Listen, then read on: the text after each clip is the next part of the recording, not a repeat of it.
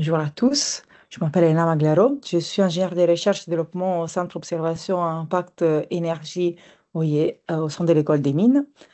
Et aujourd'hui, je vais animer ce webinaire euh, qui est centré sur une thématique cruciale pour la transition des villes. Et donc, c'est les outils euh, qui peuvent favoriser la transition des villes. Donc, aujourd'hui, on a trois intervenants d'exception qui vont nous présenter leur séminaire. Donc, on a d'abord Alexandre Azoulay, qui est postdoctorant au Centre de gestion scientifique de Mines Paris et qui va parler du co-design. C'est une méthodologie pour mettre la donnée au service de la transition des villes, parce qu'on sait bien que si on a de la donnée, même si la donnée est un libre accès, c'est pas forcément parce qu'elle est libre que les personnes vont s'en servir. Surtout les personnes qui sont dans les services des villes. Donc, moi, personnellement, je suis adjointe au maire à la ville de Valbonne et connais bien les difficultés qu'ont parfois les services techniques à s'en saisir des données, même si les données sont ouvertes. Donc, c'est important de les accompagner. Après, on a Philippe Blanc, qui est directeur du département énergétique et procédés, enseignant-chercheur au Centre Observation Impact Énergie des Mines Paris, et qui va nous présenter les solaires à l'échelle urbaine. Donc, des catastrophes solaires et au-delà pour aider les villes dans leur transition zéro carbone. C'est aujourd'hui que la transition solaire est vraiment un sujet critique pour avoir la neutralité carbone des villes et pour pouvoir compenser notre consommation énergétique.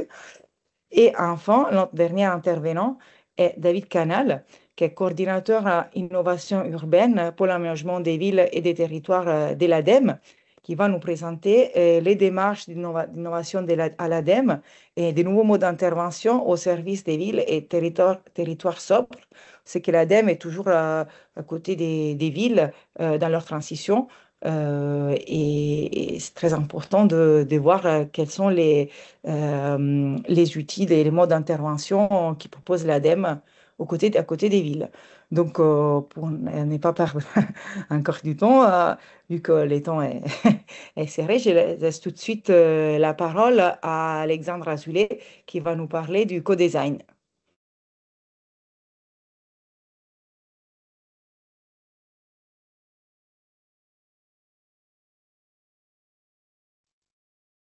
Alors, merci beaucoup, Elena, pour l'introduction et également et pour est-ce que vous voyez bien mon écran? Oh, euh, moi, je ne te vois pas, je t'entends un peu couper les sons. Ah, d'accord. Euh, Est-ce que vous voyez l'écran ou pas? Vous m'entendez? On a l'impression que tu as un problème de débit Internet là. Oui, là, on voit l'écran. On voit ton écran là. D'accord. Est-ce que c'est vraiment gênant ça Là, pour fonctionne le moment, vraiment mal? ça va. Vas-y, tu peux commencer. Et après, au cas où, on va te faire D'accord. signe. D'accord. Alors, bonjour à tous. Comme le disait Elena, je m'appelle Alexandre Azoulay. Donc, je suis postdoctorant au sein du Centre de gestion scientifique, qui est un laboratoire des mines, spécialisé en sciences de gestion, et plus particulièrement qui s'intéresse aux activités de conception, entre autres, mais c'est une grosse spécialisation du laboratoire. Aujourd'hui, en effet, je vais vous parler du co-design comme outil méthodologique pour mettre les données au service de la transition des villes. Et plus particulièrement, alors vous allez voir, ce que je vais vous présenter est centré sur le cas de l'exploitation des données d'observation de la Terre. En guise de petite introduction, je vais vous parler un peu plus Alors, très rapidement, je reviendrai tout à l'heure là-dessus. Je vais vous introduire un peu le projet dans le cadre duquel ce que je vais vous présenter est développé. Euh, ce que je vais vous présenter s'inscrit dans le cadre d'un programme de recherche qui est conduit en collaboration avec l'Agence spatiale européenne et la ville de Marseille. Donc on est deux laboratoires de l'école des mines, le centre Observation Impact Énergie à Sofia et le centre de gestion scientifique. Et donc on travaille avec l'Agence spatiale européenne et la ville de Marseille pour développer des méthodes de co-design, pour faire en sorte en fait de pouvoir développer euh, sur la base des données d'observation de la Terre des applications qui ont de la valeur pour les villes et qui ont notamment vocation à les supporter dans leur dynamique de transition. Euh, donc je passe très rapidement, hein, l'équipe de recherche dans ce projet, comme je disais, tourne autour de deux laboratoires, le centre de gestion scientifique et le centre observation impact énergie. On est un certain nombre de personnes, une petite dizaine. Donc voilà, sans plus attendre, je vais vous introduire le contexte dans lequel on travaille, donc qui est le contexte des données d'observation de la Terre. Donc je vais faire une très rapide introduction. Alors moi-même, je suis spécialisé plutôt en gestion, donc pas forcément spécialiste des données d'observation de la Terre, mais dans le cadre de ce projet, j'ai dû forcément m'intéresser à ce que sont les données d'observation de la Terre. Donc globalement, hein, quand on parle de données d'observation de la Terre, on parle de données qui sont collectées en ce qui concerne la surface de la Terre et l'atmosphère à travers des instruments de collecte à distance, notamment des satellites, mais aussi potentiellement des capteurs in situ, donc des capteurs au sol. Et en fait, depuis un certain nombre d'années maintenant, euh, il y a une croissance assez importante dans les données générées notamment par satellite, qui concernent l'observation de la Terre, et qui sont notamment portées par des grands programmes internationaux. Donc en Europe, on a le programme Copernicus, hein, qui vise maintenant depuis 98 à lancer différents satellites pour collecter différentes données sur la Terre et l'état de l'atmosphère notamment. L'ambition qu'il y a derrière cette collecte de données, c'est l'ambition de développer des applications qui vont avoir de la valeur et de la valeur pour différents types d'usages et notamment pour soutenir les villes dans leur transition. Et s'appuyant sur cette ambition-là, il y a très vite eu dans la communauté, depuis 2005 au moins, dans la communauté liée à l'observation de la Terre, il y a eu des logiques qui ont été de développer des politiques d'open data, donc mettre à disposition ces données de manière libre et gratuite pour pouvoir stimuler leur exploitation. Cependant, malgré ces politiques d'open data, il y a un problème qui a vite émergé, c'est que même en mettant ces données libres d'accès et gratuites, ben, finalement, elles sont relativement peu utilisées, hormis dans certains domaines un peu clés comme la météorologie. Donc finalement, les résultats de ces politiques ont été plutôt décevants au regard des, des lourds investissements et voilà, des lourds investissements et des ambitions qui étaient placées dans ces programmes. Et ce qui a conduit un certain nombre d'acteurs, notamment européens, à s'intéresser aux méthodes de co-design comme un levier pour stimuler l'exploitation de ces données. Donc ce qui nous conduit à poser la question, mais de quoi parle-t-on quand on parle de co-design? Alors, synthétiquement, quand on parle de co-design, on parle d'une forme d'innovation collaborative qui met une emphase particulière en fait sur le fait de réinventer les relations entre acteurs et de les faire collaborer pour co-concevoir en fait des applications. Alors, on va le voir tout à l'heure, hein, c'est appliqué dans différents domaines. Donc ça peut être du co-design pour développer des produits, des services numériques, etc. Quoi qu'il en soit, il y a toujours un peu des aspects dans le co-design. Il y a un aspect fort. Le co-design vise à explorer des solutions innovantes. Il y a un aspect collectif, donc on ne fait pas du co-design tout seul, on fait du co-design avec d'autres acteurs, d'autres entreprises, institutions, personnes. Et il y a vraiment quelque chose qui est littérature, qui est un aspect de crise. C'est-à-dire que le co-design appelle à inventer de nouvelles formes de relations entre les acteurs, et on va voir pourquoi tout à l'heure, notamment en raison de la distance entre les acteurs. Donc finalement, ce sujet du co-design est un sujet qui est développé, qui est investigué dans la littérature, notamment en innovation et en design, et qui fait l'objet en fait de travaux depuis les années 70, donc avec une certaine évolution hein, de ces travaux et notamment des points d'intérêt.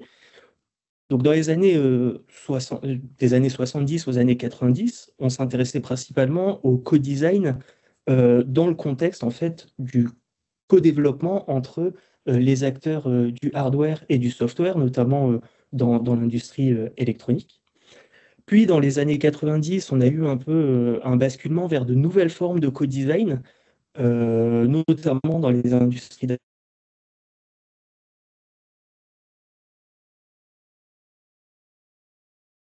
d'acteurs, donc avec des relations assez étroites de co-conception.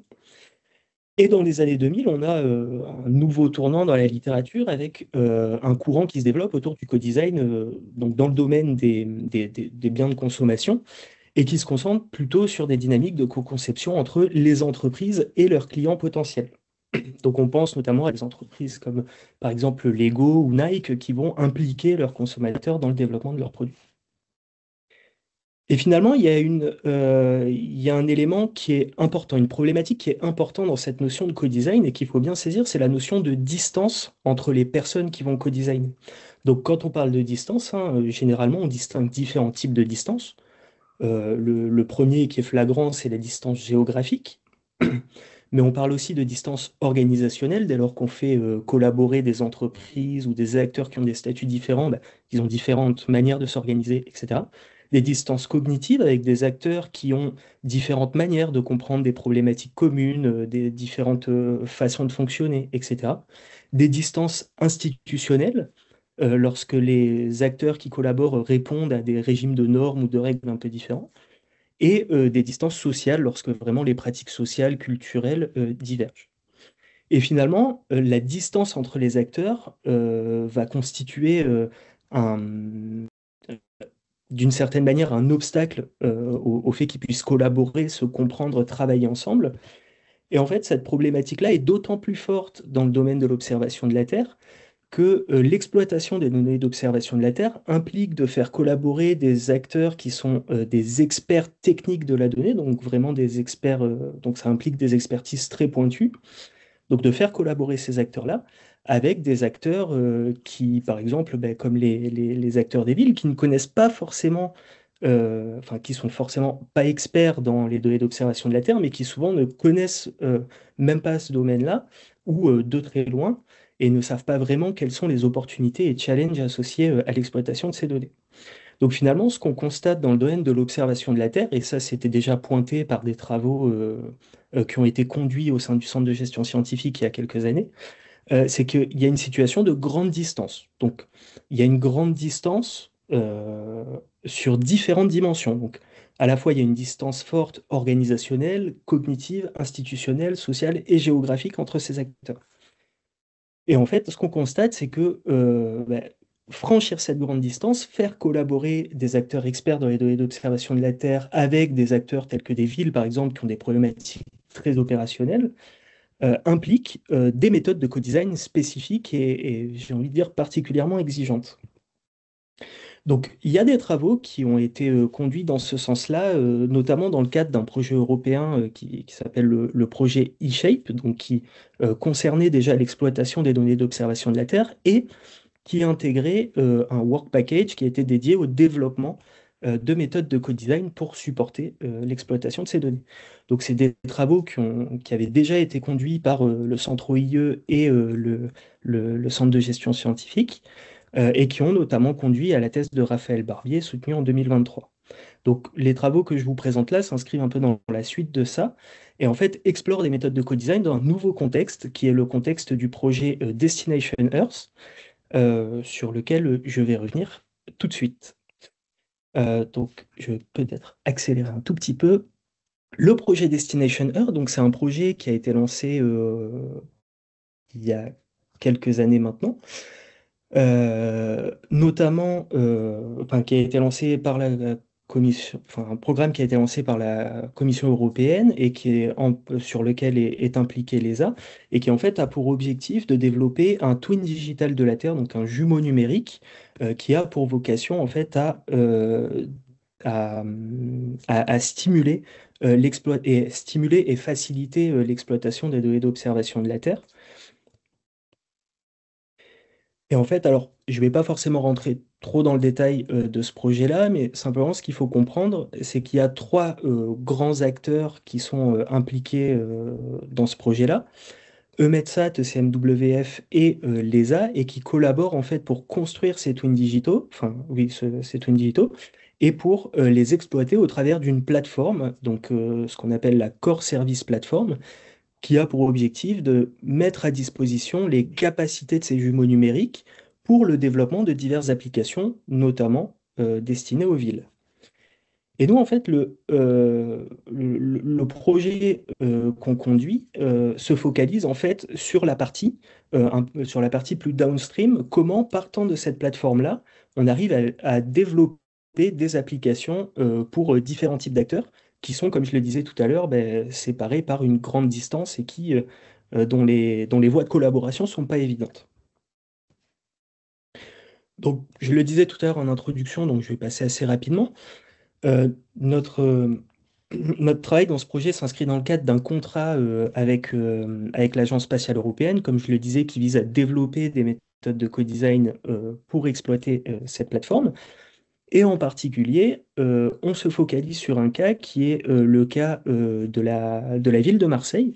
Donc on a un partenariat de collaboration avec la ville de Marseille et tout l'objectif de notre projet est de développer et d'appliquer des méthodes de co-design pour appliquer cette plateforme au regard des enjeux spécifiques de la municipalité de Marseille.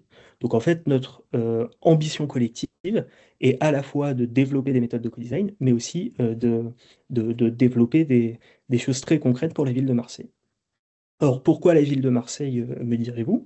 Bah, parce que c'est une ville qui est très engagée dans son plan de transition. Elle a notamment élaboré un plan de transition assez complet. Donc vous voyez les principaux axes à l'écran. Pour le coup, nous, dans le cadre de notre travail, on se concentre principalement sur les aspects liés à l'énergie et les aspects liés à la nature en ville. Donc, je vais y revenir un peu plus tout à l'heure.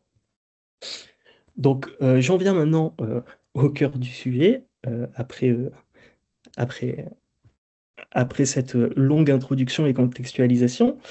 Euh, Quelles sont les méthodes de co-design qu'on applique? Donc, comment on structure notre démarche de co-design avec notamment l'ESA et la ville de Marseille? On la structure en quatre phases principales. Donc forcément, quand on parle de co-design, on parle de concevoir avec des utilisateurs, ou du moins des utilisateurs potentiels. Donc une première phase consiste dans le fait d'identifier, d'approcher et d'engager des utilisateurs potentiels. Une seconde phase qui est critique en fait dans ces démarches de co-design, c'est de parvenir à faire un diagnostic pertinent des besoins de co-design, donc réussir à identifier collectivement quels sont les maillons manquants de la chaîne qui permet de mettre les données d'observation de la Terre au service des projets de transition des villes. Ensuite vient une phase de workshop. Donc, alors, on pourrait penser que c'est que les phases de co-design, que le co-design en fait se joue uniquement pendant les workshops, mais non, en fait, l'ensemble des étapes que je suis en train de décrire sont centrales. Mais la phase de workshop est vraiment la phase qui cristallise en fait les interactions entre les acteurs. Et enfin, on a une phase d'outcomes où il s'agit en fait de synthétiser et de mettre en forme les différents outcomes, donc les différents résultats des sessions de co-design.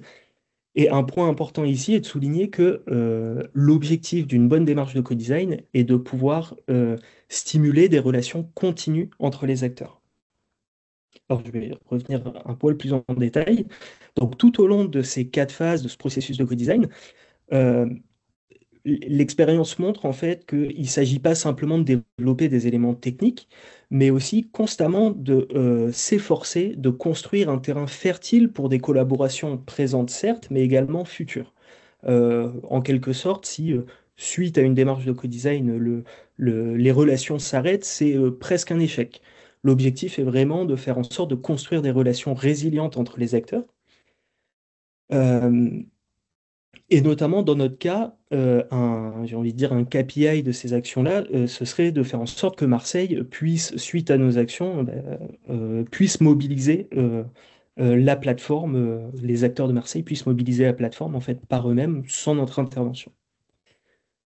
Alors, je vais maintenant faire deux petits focus, un petit focus sur l'étape de diagnostic et un petit focus sur l'étape de workshop. Donc, sur l'étape de diagnostic, je vais souligner un point assez rapidement.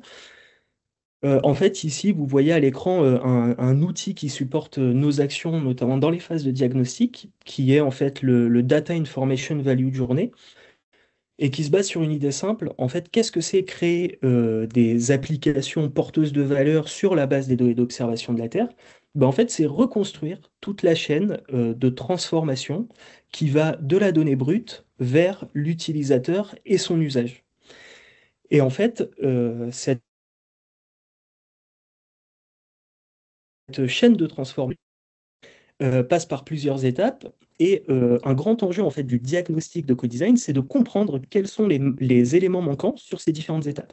Donc typiquement, comprendre quels sont, donc là vous voyez sur la droite, quelles sont les données brutes qui pourraient être nécessaires, comment les transformer pour en faire des informations qui peuvent avoir de la valeur, qui peuvent parler à l'utilisateur, comment ensuite transformer ces informations pour en faire des services qui sont porteurs de valeur, et enfin, ben, comment délivrer ces services-là, comment les insérer dans les pratiques des utilisateurs pour en faire vraiment, pour en réaliser toute la valeur. Donc là, je vous ai mis très rapidement un exemple de comment on a pu mobiliser ce petit framework dans le cadre de Marseille. Bon, je ne vais pas trop m'appesantir, mais vous voyez bien qu'à chaque fois, enfin que sur cet exemple, on a, mis en lumière un certain nombre de données qui pourraient être utiles, comment elles pourraient être transformées en informations utilisables, qui pourraient porter de la valeur et pour quels utilisateurs.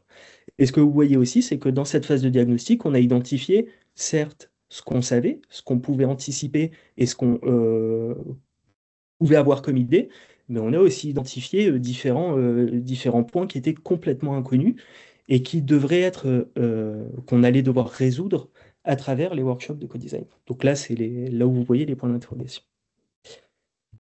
Donc j'en viens maintenant, du coup, naturellement, à l'étape des workshops.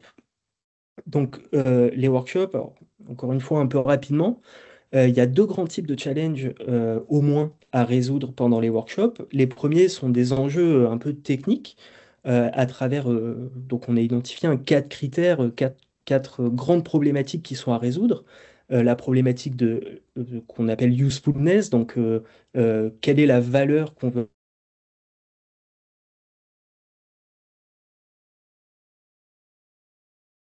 apporter si ça fonctionne. L'utilisabilité, comment faire en sorte que ce service s'inscrive dans les pratiques de l'utilisateur, donc des villes typiquement, et la scalabilité, comment faire en sorte de pouvoir réitérer l'expérience, pouvoir proposer ce service à d'autres utilisateurs potentiels. Mais il y a aussi un deuxième type d'enjeu qui est tout aussi important au-delà des problématiques techniques, qui sont en fait des enjeux d'ordre relationnel, puisque comme je le disais tout à l'heure, un enjeu critique est de franchir la grande distance entre utilisateurs et experts de la donnée, et ça passe souvent par le fait de structurer, mettre en musique en fait des relations qui sont parfois complexes, avec des relations de complémentarité entre différents fournisseurs de données, etc. Et tout ça pour pouvoir construire une capacité de conception collective entre les acteurs. Donc, pour accomplir ces différents objectifs, dans notre cas avec Marseille, suite à notre diagnostic, on a décidé de structurer nos sessions de co-design en différentes phases. Une première phase orientée vraiment vers le fait de comprendre la valeur que pouvaient avoir les données pour la municipalité de Marseille au regard de leurs enjeux de transition. Une deuxième phase plutôt centrée sur l'opérabilité, donc comment développer des services sur la base des données. Et une troisième phase plutôt centrée sur l'utilisabilité, donc autrement dit, comment faire en sorte que ces services s'inscrivent bien dans les opérations de la municipalité de Marseille. Euh, Très rapidement encore, sur l'organisation des workshops, donc notamment dans la première phase de workshop, qui était vraiment des workshops conduits avec les agents de la municipalité de Marseille. En fait, il y a trois éléments clés hein, quand on conduit des workshops de co-design. Structurer un agenda pertinent pour s'assurer de la construction d'une relation, d'un discours d'interaction pertinente entre les utilisateurs, entretenir des interactions étroites et proposer des supports d'idéation qui permettent aux acteurs en fait de discuter, d'échanger leurs idées de manière un peu, alors je dirais pas uniforme, mais de manière compatible, on va dire. Alors, dans notre cas, les workshops qu'on a fait, donc on a fait 4 workshops avec les utilisateurs, qui ont permis d'une part d'identifier 5 thèmes majeurs d'intérêt pour la municipalité sur lesquels pouvaient être utilisées les données d'observation de la Terre, 2 principales catégories d'utilisateurs, mais également les différentes compétences disponibles au sein de la municipalité pour exploiter et utiliser ces outils. Et en fait, cette connaissance de l'utilisateur qu'on a acquérie à travers le co-design nous a permis d'élaborer une stratégie de réponse aux besoins. Donc là, je ne vais pas forcément plus m'apesantir, mais l'idée était vraiment d'identifier les ensembles de données qui pouvaient leur apporter de la valeur. Donc, pour conclure, je vais juste donner quelques exemples. Donc là, c'est plutôt la partie résultat. Qu'est-ce qu'on a pu développer à travers ces interactions, ce co-design? Donc, basé sur les besoins exprimés par la municipalité de Marseille, on a pu développer d'abord différents POC, donc différents outils numériques pour supporter leurs actions, notamment une cartographie des arbres de la ville de Marseille, euh, mais également, euh, mais également différents indicateurs, différentes maps qui leur permettent de- d'envisager d'envisager leur plan, d'une certaine manière, leur plan d'urbanisme, leur plan de développement de la ville, et d'identifier, mais aussi de faire, ils planifient sur la base de ces données, de ces outils qu'on leur met à disposition, de faire potentiellement des études avant-après, donc des études d'impact de leur modification, etc. Donc il y a tout un tas d'usages en fait qui émergent de la mise à disposition de ces POC. Alors, pour le coup, Philippe reviendra peut-être un peu dessus tout à l'heure. Donc là, je passe rapidement. Un deuxième résultat clé de ce projet-là, en fait, et qui est au cœur en fait de notre contrat avec l'ESA, c'est de proposer en fait un toolkit concernant les méthodologies de co-design pour pouvoir supporter le développement de la plateforme et l'application de la plateforme dans différents contextes. Donc ça, c'est des résultats plus opérationnels vis-à-vis de notre relation avec l'ESA. Et enfin, alors c'est un travail de recherche que nous conduisons en tant que chercheurs, donc forcément ça a conduit à des résultats de recherche. Donc pour le moment, on a côté sciences de gestion, on a 2 principaux résultats qui ont donné lieu à des communications en conférence et qui vont être transformés en qui vont être soumis à des revues. Un premier qui se focalise plutôt sur les dimensions techniques en fait, du co-design autour de cette plateforme et qui met en avant que le co-design en fait, permet non seulement d'appliquer la plateforme dans un contexte spécifique, mais en fait, et c'est peut-être un peu moins attendu, qui permet à travers un mécanisme qu'on appelle de rétrofit, qui permet d'améliorer également la plateforme. Et un second résultat qui a conduit à un second papier de conférence qui montre en fait comment le co-design transforme les acteurs et participe de l'émergence d'une capacité de conception collective. Désolé d'avoir un peu débordé. Voilà, j'espère que c'est pas trop grave. Merci en tout cas pour votre attention et n'hésitez pas si vous avez des questions. Merci Alexandre. Alors, si vous avez des questions, vous pouvez écrire sur le chat du webinaire ou aussi poser vos questions.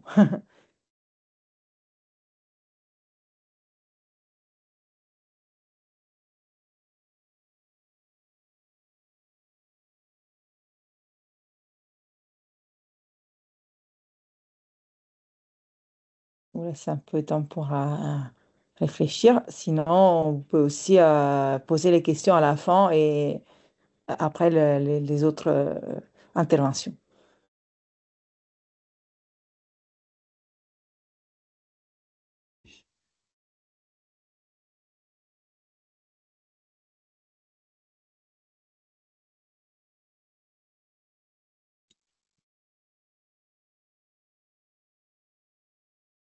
Donc, pour le moment, on a des remerciements, mais pas des questions sur la chat.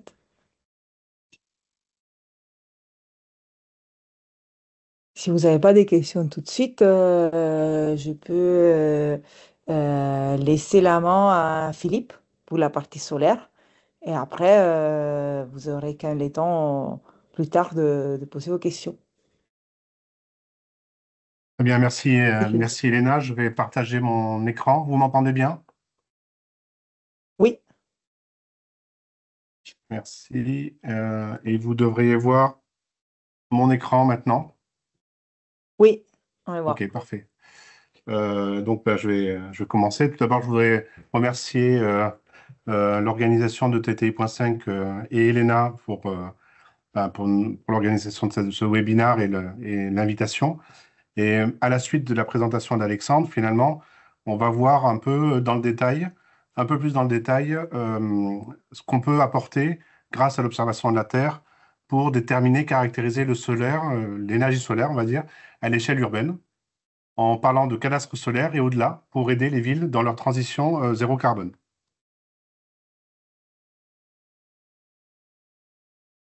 Alors, je vais tout d'abord bien repositionner finalement l'énergie solaire dans le cadre de la lutte contre le changement climatique. C'est une figure que j'utilise souvent dans les présentations parce que je trouve qu'elle est représentative.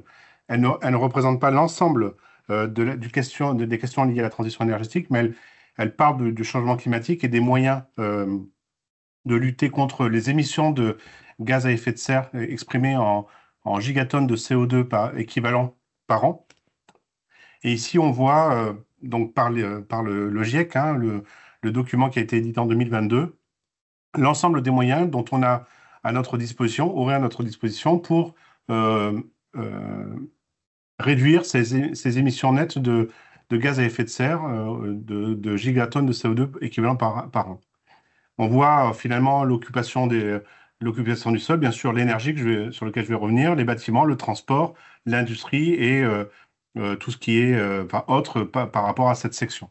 Ce que l'on peut voir, c'est ce graphe est assez représentatif et frappant puisqu'on voit les capacités de chacune de ces méthodes pour réduire les gaz à effet de serre. Et ce que l'on peut voir, c'est que effectivement, dans le domaine de l'énergie et par ailleurs toute autre méthode, on a l'énergie solaire qui figure parmi les premières méthodes, les méthodes les plus efficaces pour réduire ces émissions nettes de gaz à effet de serre, puisque l'énergie est bien entendu une des sources essentielles de ces gaz à effet de serre. On voit aussi de manière intéressante, alors les couleurs représente le coût avec lequel on peut arriver à tel ou tel effacement de CO2. Et la barre d'erreur, elle est importante aussi, puisque cette barre d'erreur, elle représente toutes les incertitudes qui sont liées à cette estimation. Et sûrement, une part de l'incertitude qui est assez importante pour l'énergie solaire, que l'on voit bien là, c'est les surfaces que l'on peut utiliser pour déployer le solaire qui prend, finalement, pour des questions de densité d'énergie, et dont on va revenir là-dessus, prend de la surface. Et donc, il y a une question de partage du territoire dans la transformation, la transition en employant l'énergie solaire.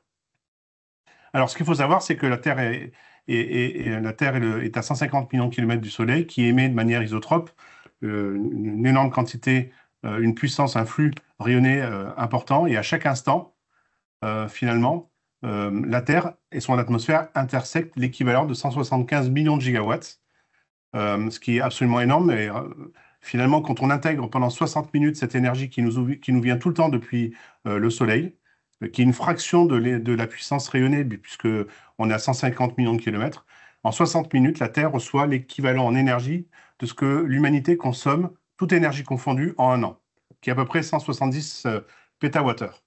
Ça, c'est en haut de l'atmosphère. Et donc, ce que l'on voit, c'est que l'énergie solaire rayonnée qui arrive en haut de l'atmosphère va être absorbée par l'atmosphère, qui au passage va induire le mouvement de l'atmosphère et notamment l'énergie éolienne. Une partie va être réfléchie par les nuages quand il y en a, et une fraction va arriver à la surface du sol et peut être potentiellement exploitée. Cette quantité d'énergie ou de puissance rayonnée qui arrive au sol peut être exploitée, et pour certains d'entre vous, je suis sûr que vous connaissez ce type de graphes. Ils sont, je trouve, édifiants, mais ont ses limites, évidemment. C'est que si on pave cet équivalent de 800 km par 800 km par des panneaux photovoltaïques à plat, très simples, standards, pas aux efficacités actuelles, hein, on va dire des trucs du commerce, on va dire, eh bien, ça permet de produire autant d'énergie électrique que nous consommons en toute énergie confondue. Et cette surface-là, de 520 000 km², c'est moins de 1%, 1,1% des surfaces agricoles. Et ça correspond à peu près la surface urbaine en 2015, surface qui a doublé depuis. Donc, on est à peu près à la moitié de la surface urbaine qui, si elle était couverte par des panneaux photovoltaïques, on produirait l'équivalent de l'énergie, toute énergie confondue, pas que l'énergie électrique, par l'humanité.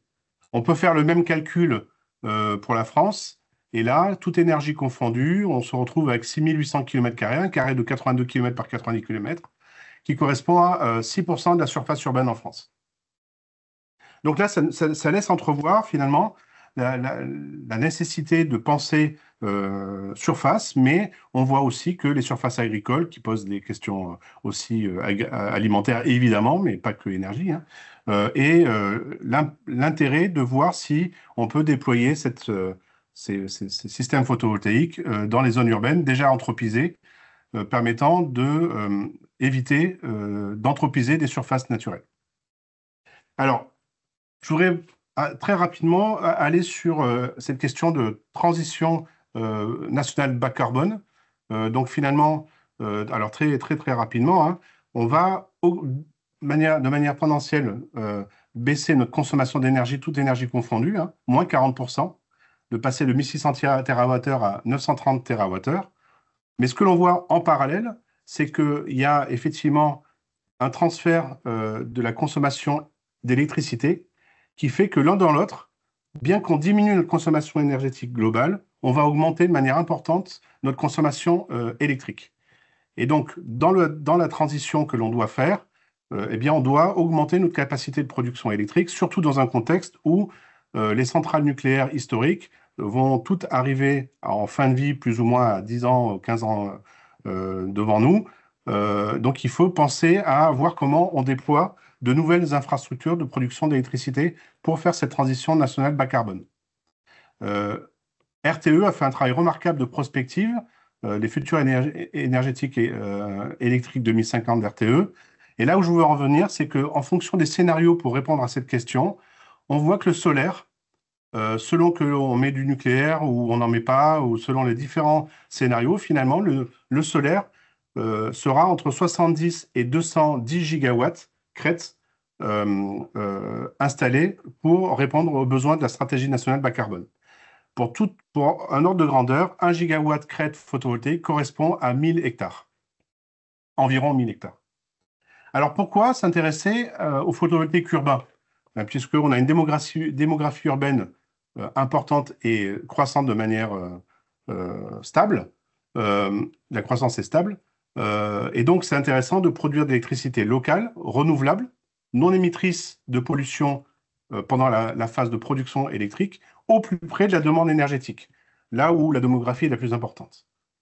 Le photovoltaïque distribué sur les toits, les ombrières, les délaissés en milieu urbain sont intéressants puisque on peut déployer sans artificialiser de manière supplémentaire les sols. On peut donc pas d'émissions directes de polluants ou de gaz à effet de serre, une production proche de la consommation, une valeur ajoutée aux éléments urbains et parkings souvent dégradés, et une contribution positive aux effets d'îlots de chaleur sur les bâtiments. Alors, effectivement, quand on regarde la transition électrique française, en 2020, nous en étions à 10,5 gigawatts crête pour 2,2% du mix énergie électrique. Et actuellement, on est à 24,5 gigawatts crête, 50% en zone, disons, urbanisée et anthropisée, pour 4,5% du mix énergétique électrique. Et donc, avec un objectif d'aller entre 70 et 200 gigawatts à l'horizon de 2050. Cette énergie, elle est donc importante, cette énergie solaire est importante à capter, et donc il faut pouvoir la caractériser pour savoir où déployer de manière plus efficace cette énergie. Donc je fais partie du Centre Observation Impact Énergie, nous faisons de l'évaluation d'impact environnementaux des filières énergétiques, on s'intéresse à l'observation de la Terre, et on fait l'évaluation d'énergie renouvelable par moyen d'observation de la Terre. Sans vouloir entrer trop dans les détails, là où je veux en venir, c'est que pour évaluer et caractériser cette ressource solaire qui est si importante pour notre transition, on a plusieurs méthodes d'observation, moyens d'observation, qui permettent de voir et de quantifier et de prévoir ce rayonnement et cette énergie solaire. En particulier, notre labo développe des méthodes utilisant des données satellites. Et en particulier, je vais parler d'une méthode que l'on a développée, qui s'appelle la méthode Heliosat 4, qui a donné lieu à une implémentation opérationnelle dans le cadre du projet européen Copernicus, et notamment dans le Copernicus Atmospheric Monitoring Service, CAMS. Et donc, c'est sur cette base-là, de données utilisant les données Météosat, que je vais déployer les moyens d'observation de cette ressource solaire, notamment à l'échelle urbaine. Alors, effectivement, les résolutions sont plutôt de l'ordre plus grosse que 3 km. Et donc, dans les années 2010, on a développé des méthodes pour descendre en résolution et on a fait des cartes à l'échelle de 250 mètres, par exemple, en région PACA. Et ensuite, en 2016, à la demande d'une entreprise, une start-up qui s'appelait Inson We Trust, avec l'IGN et de Transvalor, nous avons développé un des premiers cadastres solaires pour Nantes à 1 mètre de résolution en intégrant les effets d'ombrage des bâtiments. Et donc, cette cartographie à 1 mètre de résolution, on peut le nommer cadastre solaire et c'est sur ce quoi je vais développer un petit peu plus. Alors, justement, dans le cadre d'un projet européen appelé eShape, dans lequel plusieurs activités d'observation de la Terre ont été déployées par plusieurs laboratoires à l'échelle européenne, nous sommes intéressés à cette capacité d'évaluer la ressource solaire à l'échelle urbaine et on a développé un outil qui s'appelle, alors le nom n'est pas très simple à prononcer, SAF-AS, qui veut dire Solar Assessment and Forecasting as a Service for City at Urban Scale. Et donc l'idée de cette méthode, c'est de s'appuyer notamment sur les données CAMS radiation, qui permet d'avoir une caractérisation de cette ressource à entre 3 et 5 km toutes les 15 minutes, et appliquer une méthode basée sur le cloud qui, à la volée, permet de calculer et de descendre en échelle, à l'échelle urbaine, cette ressource solaire en intégrant non seulement le modèle numérique de terrain, mais un modèle numérique de sursol. Donc, vous avez peut-être vu de la part d'Alexandre prononcer les données LIDAR.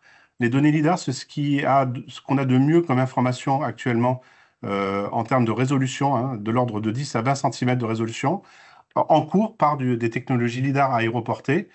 Et d'ici peut-être un an, nous aurons toute la France couverte par ces données LIDAR. En attendant, on a des données orthoscopiques à, disons, 25 cm de résolution disponibles gratuitement grâce à l'IGN, ou les données Google 3D qui elles, sont à travers le monde. Alors, cet outil-là dont on a parlé, de cette descente en échelle que l'on peut appliquer en temps réel, on peut l'utiliser pour caractériser à l'échelle urbaine la quantité d'énergie solaire pour plusieurs activités. Et donc, Alexandre a présenté un certain nombre de choses qui sont en lien avec la ville de Marseille. Mais cette ville de Marseille, on les a abordées à travers un projet d'étudiants il y a 3 ans sur la ressource solaire dans la transition de la ville de Marseille vers son objectif de ville neutre en carbone d'ici 2030. Donc, c'est un projet, un projet d'étudiants qui nous a amené à nous rapprocher de la commune de Marseille et d'ouvrir les travaux qu'a présenté Alexandre, et notamment sur l'énergie solaire à l'échelle urbaine. Alors, il se trouve que la ville de Marseille, qui fait 241 km², la commune, hein, 830 000 habitants, consomme annuellement 3500 gigawattheures et seulement 0,4% de cette consommation électrique est couverte par une production photovoltaïque. Donc, on est 10 fois moins à Marseille en pénétration photovoltaïque que le reste de la France. Donc, c'est une situation où on ne peut faire que mieux dans la transition de la ville de Marseille. Et c'est la raison pour laquelle on a montré à la commune de Marseille tous les outils que l'on peut déployer pour aider cette transition solaire à Marseille. Donc, si on regarde les surfaces cadastrales des bâtiments, on tombe à 26 km². Et donc, ça fait une capacité photovoltaïque théorique de 5 gigawatts crête qui permettrait théoriquement de produire bien plus que la consommation, presque 2 fois la consommation électrique de Marseille. Mais il faut rentrer dans les détails pour être plus précis.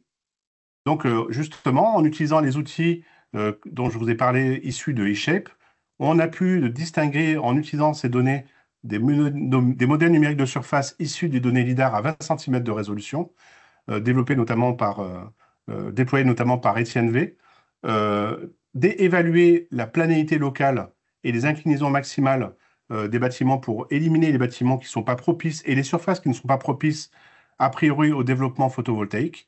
Et on arrive à 12,3 km² de surface potentielle sur lequel on peut évidemment, grâce aux outils que je vous ai montrés, calculer un cadastre solaire une fois pour toutes. Donc, il n'est pas dynamique, il est statique, où on peut avoir pour tous les bâtiments de la ville de Marseille une caractérisation non seulement de l'endroit propice au développement photovoltaïque, mais la quantité d'énergie électrique que l'on peut sortir à partir de cette irradiation en tenant compte des caractéristiques du système photovoltaïque qui sont finalement assez simples à déterminer, et ça à 1 mètre de résolution.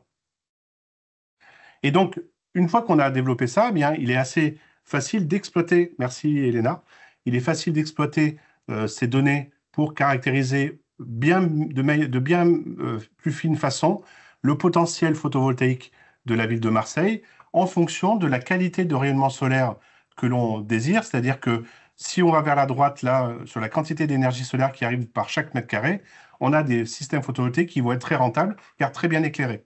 Et donc, à ce moment-là, si je suis très précautionneux sur les endroits où je développe du solaire photovoltaïque, au moins 1600 kWh par mètre carré, donc pas très ombré, je me retrouve avec une capacité de 1600 gigawatts pic, qui est très loin des 5000 gigawatts pic estimés de manière théorique.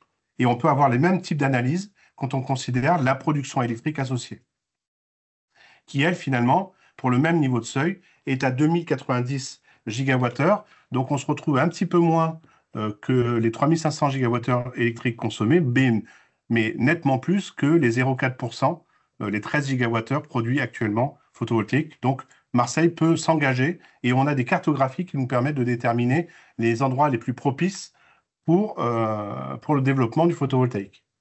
Mais on peut aller plus loin avec cet outil puisqu'on peut calculer à la volée n'importe quel endroit qui est couvert par ces données 3D issues de différentes sources.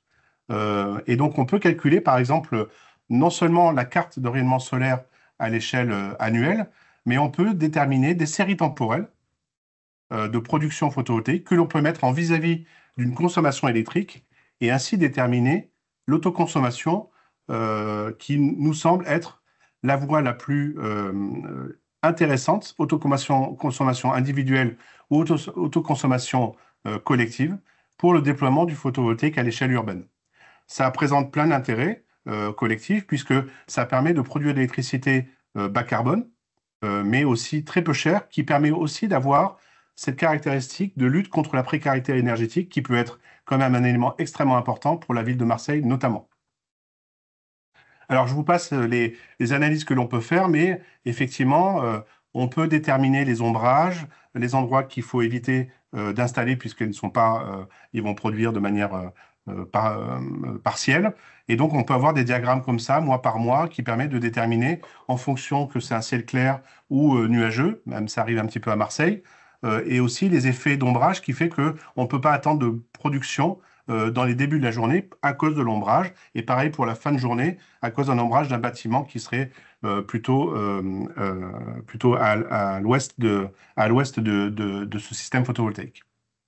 Et donc on peut avoir des études d'autoconsommation, et vous pouvez regarder une vidéo qui a été déployée lors du projet eShape pour mieux comprendre les types d'analyses que l'on peut faire à la volée, et pas simplement, et de manière dynamique, pas simplement à partir de cartes annuelles de rayonnement solaire qui est un cadastre statique. Aussi, et j'en finirai là-dessus, on a aussi, justement, c'est ce que disait Alexandre, regardez comment ces données de rayonnement solaire peuvent intéresser au-delà de la production énergétique photovoltaïque. Et on s'est retrouvé à des discussions avec l'espace Parcs et Jardins de la ville de Marseille, pour voir comment cette quantité de rayonnement solaire peut être traduite en des diagrammes, des unités qui sont très importantes et utiles pour l'exploitation d'un parc et jardin qui a des fonctions très importantes d'agrément, mais aussi d'îlot de fraîcheur, de mettre à l'abri les gens par temps très ensoleillé et très chaud de canicule. Et donc là, ce que l'on peut voir, c'est le type de calcul sur le parc Borély, qui est un très beau parc que je vous engage à aller visiter, notamment grâce aux modifications et aux améliorations qui sont portées par ce département Nature en Ville de Marseille. Et on voit là, grâce à l'outil qu'on a développé, des calculs qui sont inusités et qui ont intéressé nos collègues de Marseille, de durée d'ensoleillement pour les jardiniers et des durées d'ensoleillement par mois. Donc ça, c'est une journée type en été. Et ici, c'est une journée type en hiver qui permet de voir les zones qui sont faiblement ombrées, d'autres qui le sont plus. Et donc, ça peut donner des idées sur des îlots de fraîcheur pour l'été et des capacités de croissance des végétaux pour d'autres considérations. Voilà. Donc, on peut, grâce à l'énergie solaire, on peut, à l'échelle urbaine, on peut avoir plusieurs applications, j'en passe et des meilleures, notamment sur les questions de calcul d'îlots de chaleur urbains, des entrées solaires de lumière naturelle et de chauffage bioclimatique qui peut être déployé grâce à ce genre d'outils. Voilà, je vous remercie et je suis à votre disposition pour toute question. Merci Philippe. Je laisse ouvert aux questions.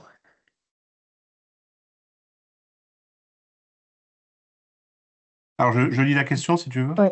Oui. Alors, quel est votre avis sur l'impact potentiel de la réflexion accrue des panneaux photovoltaïques sur le climat urbain, en particulier en termes de réchauffement local et du confort visuel pour les habitants? Alors, c'est une très bonne question. L'albédo des panneaux photovoltaïques est assez faible. Donc, donc la réflexion n'est pas très importante. Il y a une absorption. Et pour avoir lu un certain nombre de papiers, notamment un papier qui a été co-signé par Madame Masson-Delmotte, il semblerait que la présence de panneaux photovoltaïques sur les toits est plutôt favorable à la diminution des îlots de chaleur urbains, sachant qu'un toit végétalisé bien géré, en prenant en compte la question d'arrosage, etc., est sûrement plus efficace pour la réduction d'îlots de chaleur urbains. Et d'ailleurs, il existe des systèmes hybrides qui mélangent, on va dire, ces toits végétalisés avec une superposition photovoltaïque en canopée qui permet d'avoir les deux effets combinés de manière très intéressante et réduit en même temps la consommation en eau du toit végétalisé. Après, le confort visuel pour les habitants, il y a des questions, on va dire, architecturales qui sont traitées par les architectes de bâtiments de France, des règles assez strictes d'intervisibilité par rapport aux sites historiques et les sites touristiques, qui rend impossible le déploiement du photovoltaïque de manière erratique et non architecturale dans beaucoup d'endroits dans les centres-villes. C'est à la fois normal et sûrement quelque chose à revisiter compte tenu des contraintes et des nécessités. Voilà. J'espère que j'ai répondu à la question. David a une question. Merci. Oui, bah, j'en Ouais. profite du coup. Marseille, c'est la première métropole de France en termes de superficie. Ouais. Donc, c'est parmi les 33 000 communes françaises une situation très particulière. Et donc, ma question, c'est de savoir est-ce qu'il y a un volet dans l'outil qui permet de savoir comment est-ce que sur des fonctionnalités réduites de l'outil, on pourrait avoir une réplicabilité sur l'ensemble des communes ou des intercos françaises et en quoi le projet peut embarquer une transition plus massive sur plus de communes, sur des fonctionnalités réduites. Je comprends bien, c'est une très bonne question. Donc, les étudiants se sont posé la question quand ils ont traité la ville de Marseille, qui est très grande.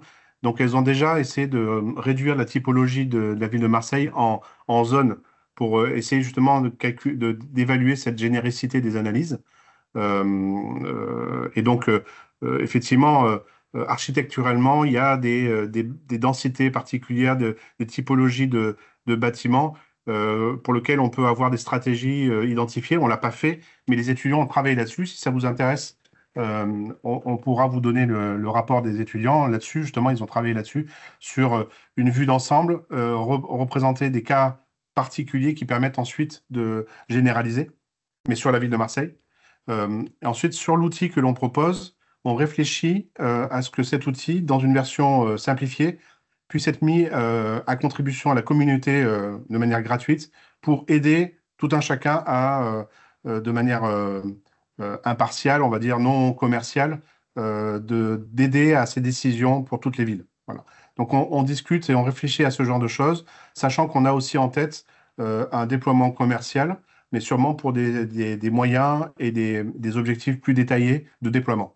Mais au moins, pour avoir des prises de décision macroscopiques, on est intéressé par mettre à contribution dans le domaine, on va dire, libre. Voilà, jusqu'à à définir.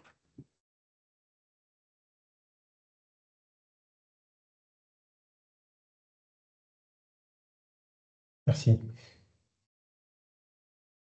Ouais, effectivement, une bonne remarque de Thierry. Pourvu qu'on ait les données issues de rayonnement solaire, donc par exemple Météosat qui couvre, en fait, on a des données satellites sur le monde entier, donc on peut avoir cette caractérisation dans le monde entier.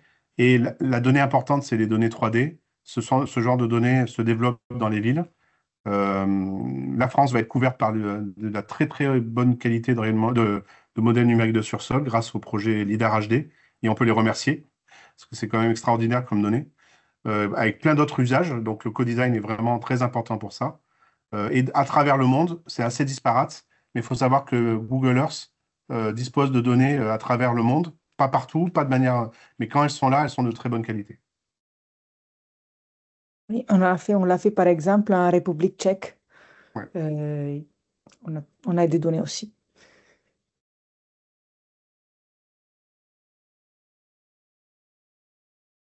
Bah, merci beaucoup, merci du temps que vous m'avez consacré et de l'intérêt que vous portez à nos... Ah, il y a... Merci Philippe. Oui, c'est ça, Google Earth. Euh, oui, c'est Google Earth, oui, pour toutes les zones urbanisées. Oui, oui, on a des données de bonne qualité et l'Europe, une bonne partie est quand même couverte avec la haute résolution. Ouais. Merci beaucoup. Merci. Si on n'a pas d'autres questions, on peut passer au prochain intervenant. C'est David Canal de l'ADEME. Donc, je te laisse la parole. Est-ce que c'est bon pour la présentation? Oui, oui, oui, on la voit. Ok, donc en fait, là, je vais faire une présentation qui va complètement s'extraire du monde de la recherche, on va parler des modes d'intervention et des modalités d'intervention de l'ADEME. Donc, ça va être un petit peu différent de ce qui vient d'être présenté. Si j'arrive à reprendre la main. Hop. Alors, une seconde, parce que je n'arrive pas à faire défiler. Voilà, j'y suis. En préparant la présentation, la première chose que je me suis dit, c'est qu'avant de présenter ce qu'on fait au pôle aménagement des villes et territoires, à l'ADEME, je voulais rappeler un petit peu l'article 1 du Code de l'urbanisme qui dit: le territoire français est un patrimoine commun de la nation. Les collectivités publiques sont en gestionnaires et les garantes dans le cadre de leurs compétences. Ça me semble fondamental de le rappeler parce qu'on l'oublie souvent. Et j'ai envie de dire, là, tout est dit dans cette phrase. En fait, on comprend à travers cette phrase qu'il faut prendre soin de notre patrimoine, notamment le foncier, hein, c'est-à-dire que tous les terrains sont pas forcément un patrimoine privé sur le long terme, mais un patrimoine commun de la nation. Et donc, du coup, quand on travaille, nous, à l'ADEME, les sujets qui touchent à l'aménagement des villes et territoires, hein, l'aménagement, je le rappelle, c'est juste comment vivre son territoire, comment se déplacer, comment travailler, comment se nourrir au mieux et en conciliant avec les enjeux environnementaux. Voilà comment on pourrait définir l'aménagement. Donc, nous, on travaille sur les sujets que vous avez en dessous. Je ne vais pas les lister, ça serait un peu long. Mais simplement pour vous dire qu'à chaque fois qu'on travaille un de ces sujets-là, on doit en fait trouver un curseur d'équilibre entre les enjeux environnementaux, les enjeux économiques et les enjeux sociaux.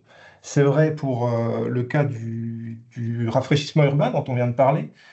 C'est un problème technique, certes, mais c'est aussi un problème social.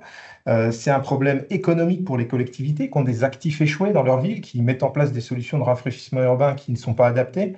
Et donc, on a un problème économique derrière. Et c'est évidemment un problème environnemental pour les services des parcs et jardins des collectivités. Donc, voilà, donc cet équilibre des trois enjeux, on le retrouve partout. On le retrouve aussi dans la sobriété foncière.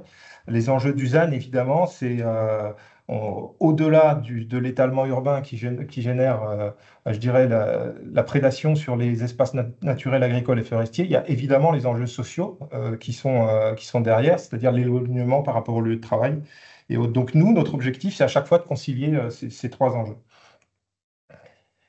Alors, comment on intervient? Là, vous avez un panorama un peu général des interventions. Et là, j'ai voulu mettre en bleu. Je ne sais pas si on voit, Elena, Oui, mon curseur. Ouais. alors le curseur, Ce que c'est de vous... bouger le curseur parce que je vois l'écran, mais... Ah oui, oui, on les voit, on les voit. Oui, tout D'accord, à ok. fait. Alors, en bleu, j'ai souligné en fait ce que vous connaissez peut-être le mieux ou le plus de l'ADEME, c'est les appels à projets qui sont très connus, les appels à projets fonds chaleur, fonds déchets, fonds économie circulaire, où là, on est sur des technologies matures qui nécessitent finalement peu de développement technologique. On est sur un marché connu, on sait où on va et on met en place je dirais, une généralisation et une diffusion massive des technologies sur le territoire. Donc ça, c'est vraiment là où on a consacré une grande partie de nos moyens à l'ADEME. On consacre aussi beaucoup de moyens dans les appels à projets, que vous connaissez aussi peut-être côté TTI, qui sont les appels à projets recherche, thèse, et également on mène des études d'expertise quand on veut apporter, du moins on veut étudier un sujet particulier. Mais tout ça, en fait, c'est ce qui est visible, mais c'est pas ce qui permet en fait de changer le marché. C'est pas ce qui va permettre d'explorer au mieux un marché qu'on ne connaît pas. Et quand on veut changer le comportement, que ce soit des entreprises, des citoyens ou des collectivités, puisque c'est une de nos cibles principales, les collectivités, eh ben, on est obligé d'avoir des modes d'intervention qui sont un peu différents. Vous avez là un appel à commun, je vous expliquerai, je les ai entourés en jaune là. Je vous expliquerai ce que c'est et comment ça fonctionne. Donc ça va parler à Alexandre, puisque là on s'appuie sur les données ouvertes. Le dispositif des startups d'État, qui est un dispositif aussi très particulier d'accélération, et le dispositif, ce qu'on appelle nous les expérimentations urbaines, ce qu'on mène. Donc, voilà un peu un panorama de nos modes d'intervention. J'ai oublié de vous dire, évidemment, nous, on est... alors, vous êtes sous la tutelle du ministère de l'Industrie, et nous, on a une triple tutelle. À la fois les ministères de la transition écologique, puisqu'ils changent tout le nom de nom, mais il y en a trois maintenant, le ministère des Finances, donc les enjeux économiques, et le ministère de l'Enseignement supérieur et de la Recherche. Donc ça, c'est nos trois tutelles. Voilà, le panorama étant dressé, là j'ai essayé en fait de présenter l'imaginaire collectif qu'on a autour de l'innovation. Il y a toute une partie de ce qu'on considère comme l'innovation. Alors c'est vrai, quand je parle d'imaginaire, c'est vrai pour le citoyen, mais c'est vrai aussi pour les grandes entreprises, c'est vrai aussi pour certaines collectivités. On confond beaucoup ce qui est de l'ordre du produit, c'est-à-dire du résultat technologique.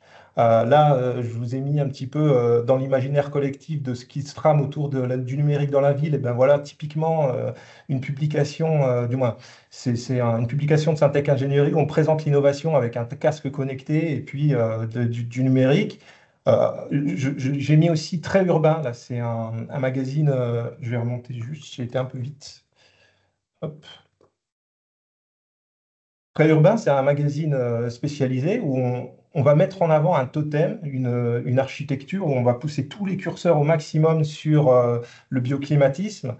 Mais dans cet article, on va totalement occulter la partie en quoi ce bâtiment va transformer en fait autour du bâtiment la pratique urbaine et surtout va transformer les filières. Et comment ce bâtiment va amorcer en fait une dynamique de filière localement. Alors, j'ai pris aussi volontairement hein, l'iconographie du webinaire TTI.5. On voit qu'en fait, on a une image d'Épinal là avec les éoliennes, les panneaux photovoltaïques et la voiture électrique. Donc, on a à peu près tout l'imaginaire là de la transition des villes. Et ce qui s'avère, c'est qu'une 80% de notre enjeu de transformation des villes, elle se trouve là. Elle se trouve dans ce qui est invisible et abstrait. Alors, c'est beaucoup moins sexy. On peut difficilement présenter tout ça dans des conférences où c'est beaucoup plus difficile d'appréhension. Mais on travaille, nous, donc, sur des nouveaux modèles économiques urbains. On travaille sur la réglementation, sur les lois. On travaille beaucoup en termes de prospective sur les normes culturelles, sur les imaginaires. Et j'ai vu est-ce que ça se rapproche beaucoup un petit peu des deux prismes que j'ai identifiés dans TTI.5. On travaille sur les usages et les habitudes. Ça, c'est une des grosses parties, je vais vous montrer, des nouveaux modes d'intervention de l'ADEME. Et évidemment, sur les questions de gouvernance, hein, l'art de créer des liens, on travaille là-dessus. Donc, voilà, je vais peut-être passer juste à la suivante. Donc, on a deux choix. Soit on continue à faire ce qu'on sait faire, on lance des appels à projets, on lance des études, et on considère en fait qu'en lançant ces appels à projets, on répond aux besoins et que ça suffit pour engager une transition écologique. Eh bien non, on est obligé à l'ADEME d'explorer des zones un petit peu inconnues avec des nouveaux modes d'intervention. Et donc c'est pour ça qu'il faut qu'on prenne des bifurcations, y compris dans notre organisation, pour explorer en fait des marchés qui ne sont pas connus. Alors justement, pour expliquer un peu ce qu'on fait, on a deux types de démarches. Une première qui serait ici à gauche, ADEME des nouveaux modes d'intervention, comme je vous l'ai dit, qui sont les expérimentations, les défis, la résilience, où là, en fait, on va, quand on porte une problématique, essayer, en fait, et qu'on n'a pas rencontré de succès, de changer et d'avoir un impact différent et de changer de mode d'intervention. Et on a toutes les startups d'État. Alors cette fois-ci, là, on a une problématique identifiée, on sait où on veut aller et on veut accélérer en créant un produit numérique avec une méthode, hein, donc, qui est inspirée en fait de beta.gouv, qui est portée par la DINUM, la direction numérique, c'est une direction interministérielle du numérique. Et on va avoir en fait un incubateur de startups au sein de l'ADEME et qui va définir plusieurs startups. Là, je vous ai donné 3 exemples de startups. Une qui s'appelle Plus fraîche ma ville, donc qui est sur le rafraîchissement urbain, une aide aux collectivités pour choisir des solutions de rafraîchissement urbain. Benefriche, qui permet aux collectivités de peser un petit peu l'impact justement en coût global de l'étalement urbain et qui apporte des conclusions un peu différentes, c'est-à-dire oui, l'étalement urbain coûte cher à la collectivité et on est capable de mettre sur la table en fait que la prédation sur des terres agricoles a des conséquences qui sont économiques, financières et autres. Et nos gestes climat, ça c'est pour les particuliers qui souhaitent voir leur impact carbone. Et si on place ça sur un diagramme où on s'intéresse un petit peu au positionnement de ces différents modes d'intervention, eh bien, on s'aperçoit que les appels à projets qui sont ici, là, ils n'explorent que très peu le changement de marché. On a ici tout en bas des technologies qui sont matures, donc le fonds chaleur, fonds déchets, fonds économie circulaire, où on n'a pas besoin de développement technologique. Et on a tous les appels à projets de l'ADEME ou autres d'ailleurs, qui vont mettre en compétition les acteurs, qui vont forcer les acteurs peut-être à monter un consortium, mais ce consortium, il va être monté dans des sphères connues, c'est-à-dire qu'une université va aller voir une autre université et peut-être éventuellement un industriel, et vont développer de façon incrémentale pour monter en technologie et monter en recherche les technologies. Et donc, du coup, ce mode de mise en compétition, il occulte un petit peu toute la coopération qui peut être faite au sein des nouveaux modes d'intervention. Et donc, notre objectif, nous, c'est d'aller chercher en fait des modes d'intervention dans des usages qu'on ne connaît pas. C'est-à-dire qu'on veut non pas développer, je vous donne un exemple ici, un moteur basse consommation pour les SUV, avec un risque important hein, dans les appels à projets, c'est de développer une technologie qui, au final, arrive à un effet rebond, c'est-à-dire l'exemple le plus typique, c'est développer un moteur qui consomme beaucoup moins et qui finalement conduit à construire des voitures plus lourdes et donc à iso-consommation. Et donc, au final, l'impact environnemental est raté. Et donc, l'idée, là, ça serait d'explorer le changement d'usage, c'est-à-dire comment je fais pour changer l'usage des véhicules. Et donc là, on arrive sur des sujets qui sont plus de l'ordre de la sociologie et surtout des acteurs qu'on n'a pas l'habitude d'impliquer ici dans les appels à projets, qui sont des acteurs soit de l'économie sociale et solidaire, de la société civile, des particuliers. Et là, ça rejoint bien la présentation d'Alexandre sur la méthode de co-design. et on va y arriver. Donc voilà, on a deux systèmes, un mode un petit peu coopération et mode compétition. Et pourquoi on est en mode coopération? Alors voilà, je vous ai mis une slide je regarde le temps qui défile, qui montre un petit peu quel paradigme de l'innovation on porte. Et en fait, on ne parle pas d'une innovation, mais d'une démarche d'innovation à l'ADEME. Et cette démarche, en fait, elle consiste à, premièrement, caractériser le problème. Ça peut être évident à dire, mais souvent, on analyse des projets, en fait, dans des appels, en tant qu'expert à l'ADEME, où on voit que le problème n'a pas été cerné jusqu'au bout et qu'on est dans un développement incrémental d'un outil qui apporte de plus en plus de fonctionnalités jusqu'à être déconnecté en fait des besoins des utilisateurs de base.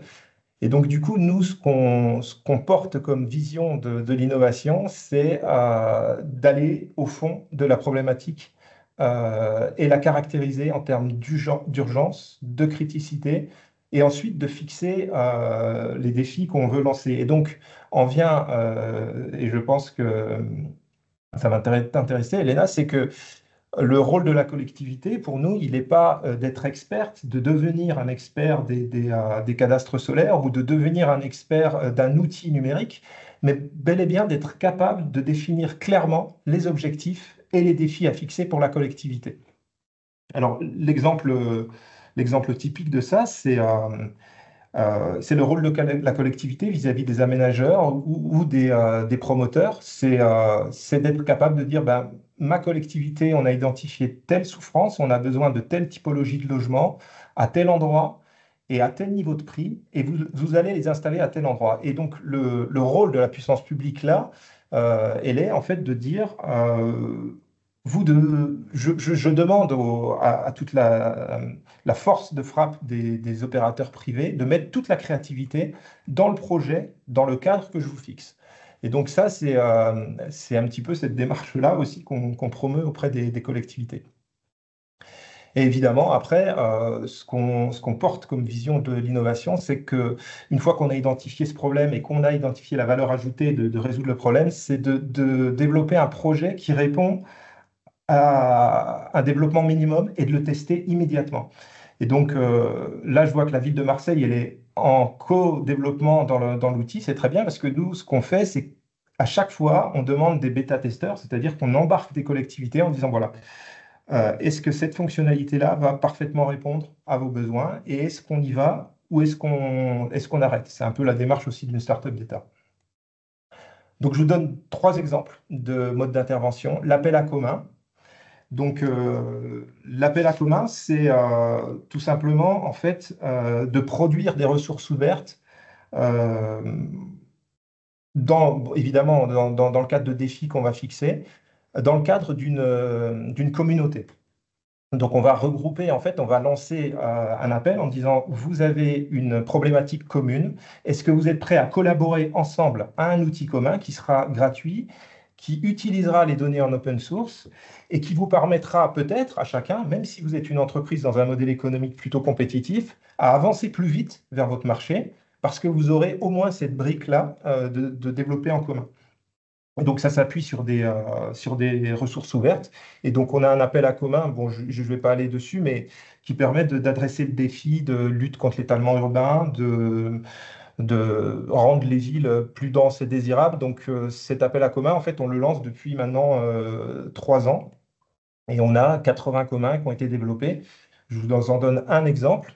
C'est un outil qui s'appelle Pas de vacances pour la vacance, qui s'appuie sur des données ouvertes, qui sont des données de traitement de fichiers fonciers, du CEREMA et de Citadel, et qui permet à une collectivité, un élu, en 3 minutes, d'être capable de visualiser l'état de la vacance de son parc de logement. Et donc, du coup, c'est une remarque qui nous était remontée, hein. C'est-à-dire que les données, notamment l'OVAC et les données Citadel, qui sont des données ouvertes qu'on peut trouver, ne sont pas visualisées. On ne peut pas les visualiser correctement, ou alors il faut un gros développement. Et donc, ce qui nous est remonté des collectivités, c'est sortez un outil qui nous permette de voir très simplement quel est l'état de la vacance conjoncturelle et frictionnelle. Donc, est-ce qu'on a un dynamisme de marché ou pas? Quel est l'état de la vacance? Et oui, je ne l'ai peut-être pas mis là, mais c'est pas grave, aussi de mettre en évidence tous les permis de construire, d'aménager et leur avancement qui sont accordés sur les collectivités et de montrer si on a par exemple une dynamique de croissance de vacances et une dynamique d'étalement qui est associée, c'est qu'il y a un problème, je dirais, d'ordre de choix de gouvernance, un problème d'ordre politique qu'il va falloir attaquer. Donc ça, c'est un outil en fait qui permet juste de visualiser la vacance. La startup d'État, je voulais juste vous présenter, ça c'est hyper intéressant, c'est les phases d'une startup d'État qui sont inspirées de ce que je vous disais en termes de modèles d'innovation. Dans une startup d'État, on commence, et ça c'est sans appel, par valider l'intuition de départ. C'est-à-dire que quand on se dit, voilà, je dois attaquer ce problème-là, la startup d'État va obliger à faire une enquête auprès des futurs utilisateurs en disant, est-ce que vous validez le fait que vous avez un besoin là-dessus? Et ça dure entre 6 et 8 semaines. Et on va jusqu'au fond du problème, jusqu'à se dire, je me suis planté ou pas. Soit je stoppe, soit je continue. Et j'ai bien caractérisé mon problème. Et la phase de construction d'une startup d'État, qui est de construire, par exemple, un service numérique, elle se fait à chaque étape avec une interaction avec les utilisateurs finaux. C'est-à-dire qu'il ne peut pas y avoir dans un développement d'une construction d'un outil, un outil qui est fait en interne, si c'est par exemple un auto-entrepreneur, un entrepreneur de l'ADEME qui met en place, il ne peut pas le développer avec son bureau d'études, il doit le développer avec les utilisateurs et les soumettre systématiquement à des jalons en fait, de stop and go. Donc ça, c'est assez aussi sans appel, puisque c'est susceptible, en fait, à chaque jalon, d'arrêter l'outil, tout simplement. Et la phase d'accélération, c'est peut-être la plus compliquée. Il s'agit, en fait, de massifier, en fait, l'impact de l'outil numérique sur un produit qui n'est pas encore totalement fini. Donc c'est là toute la complexité, par des itérations, encore une fois, avec la phase de construction. Et puis après, la phase de pérennisation dans une startup d'État consiste à savoir si elle est internalisée, par exemple, à l'ADEME ou si on trouve un modèle économique long terme, en dehors des financements de l'ADEME, qui permet en fait de rendre cet outil libre d'accès pour l'ensemble de la communauté. Voilà les deux startups d'État. Alors, comme il reste peu de temps, je vais aller rapidement. Je vous invite à aller sur Plus Fraîche Ma Ville. Vous verrez que c'est un outil qui permet en fait d'attaquer vraiment par rapport aux besoins. Vous vous posez des questions et progressivement, vous allez vers des solutions qui sont pérennes, on va dire, et durables de rafraîchissement urbain passif. Je vais peut-être avancer sur la suite aussi. Voilà un exemple classique en fait d'une démarche en fait d'itération et d'arrêt. C'est ce qui s'est passé pendant la phase Covid sur les pistes cyclables, par exemple. C'est contrairement à une approche très classique et linéaire de l'aménagement urbain où on programme dans le cadre d'une commande, on mène un diagnostic, une étude, on commence la réalisation et on lance l'exploitation. Donc ça, c'est une approche classique qui prend plusieurs années, on va dire. On a une réponse tactique, et donc il y a un guide qui a été établi par ma collègue là-dessus. Et la réponse tactique, c'est de se dire, on a une urgence, un besoin, on identifie rapidement une conception de premier niveau qui répond, et on le met en test immédiatement.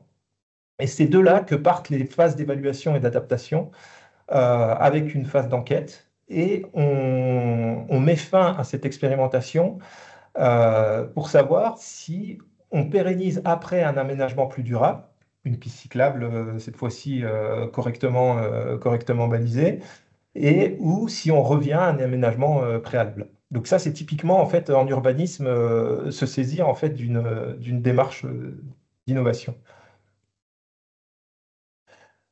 Donc voilà le dispositif principal qu'on a au sein de notre pôle. Elena, tu peux me dire combien de temps il reste? Parce que j'ai perdu le fil. Reste non, très peu, mais C'est pas grave. Alors, 5 du coup, minutes, je on vais dit 5 terminer minutes. rapidement. 5 minutes. Les expérimentations urbaines, c'est tout simplement un dispositif qui va nous permettre de mettre autour de la table un panel de collectivités qui rencontrent les mêmes problématiques.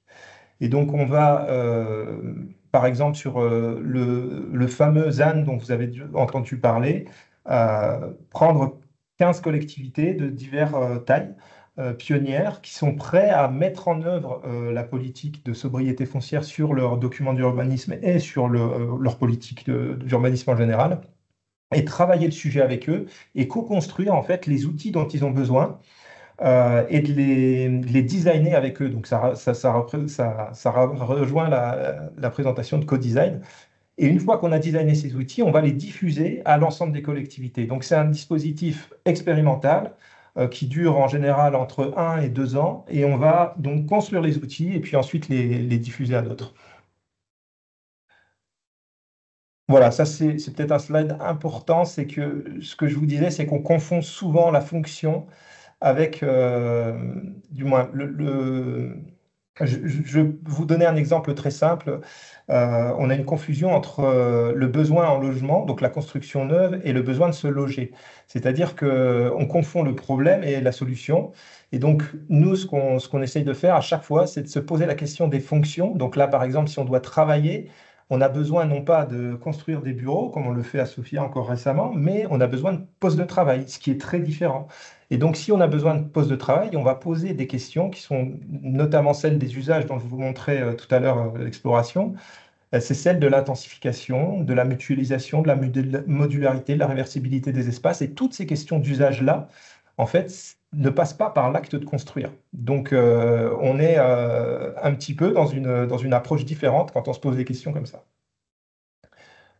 Voilà, un autre outil là qui permet justement de se poser ces questions d'usage qui a été développé. Ça, c'est un exemple de no-code.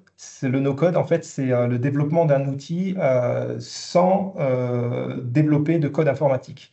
Donc là, c'est un outil qui s'appelle en ligne Genially.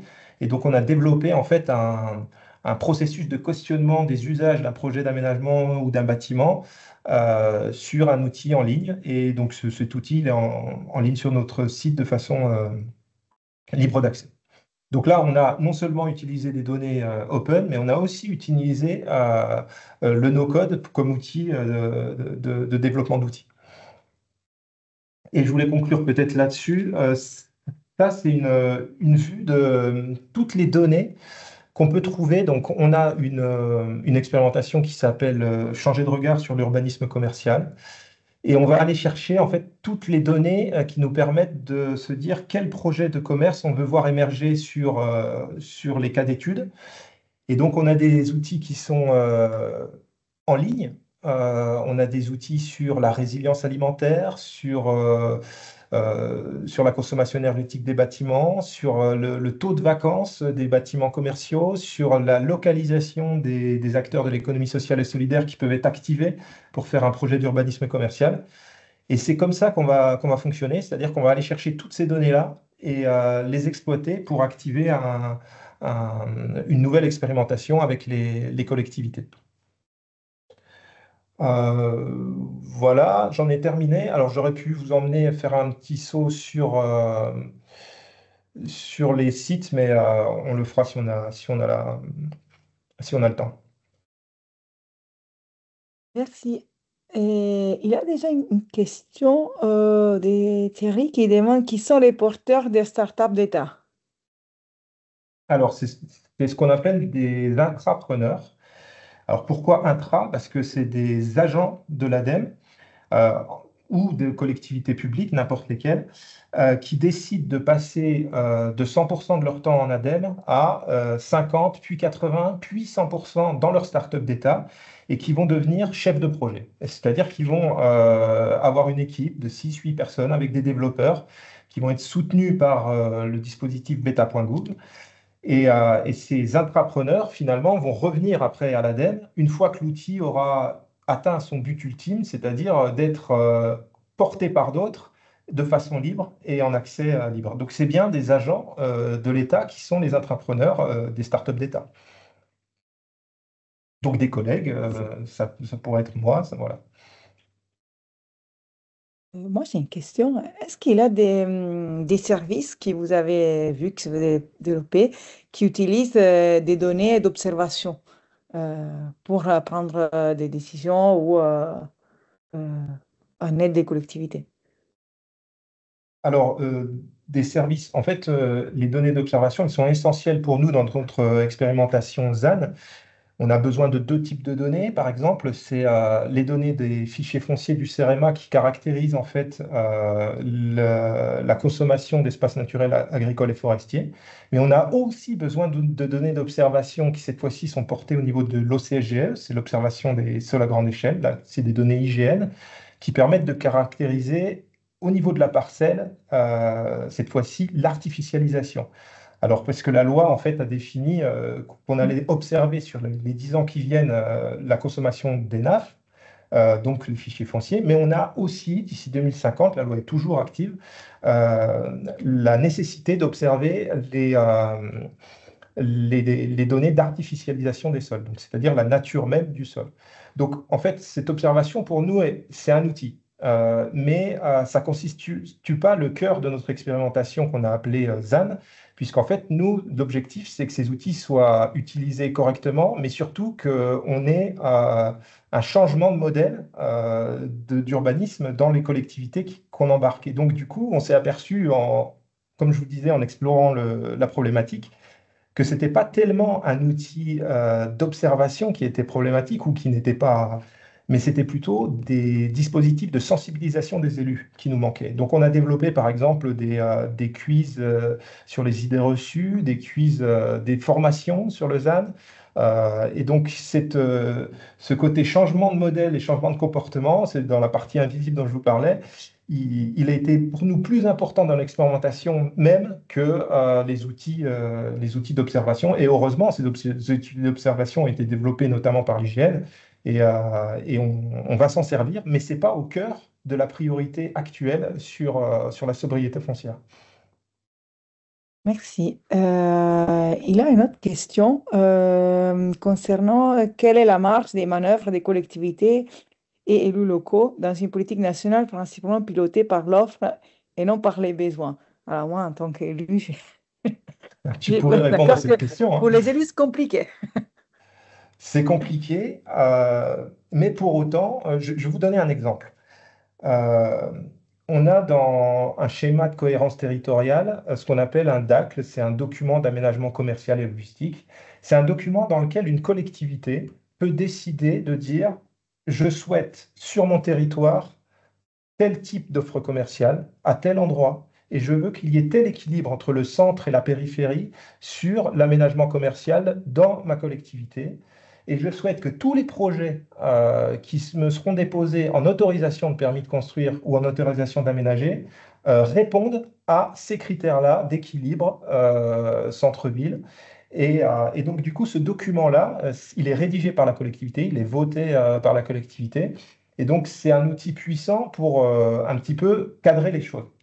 Alors, évidemment, ça, c'est la théorie. En pratique, hein, tu peux en témoigner, Elena.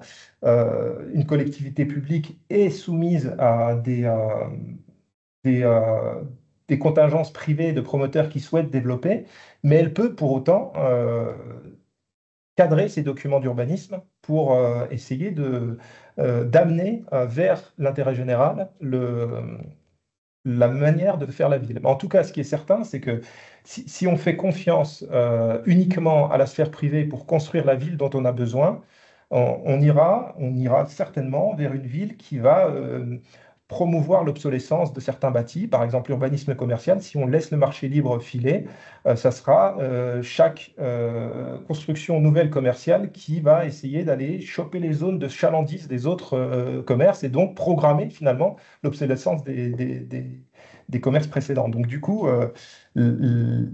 l'intervention publique, elle est plus que nécessaire. Et la marge de manœuvre, pour moi, elle est dans la programmation et puis aussi dans notre pouvoir de voter.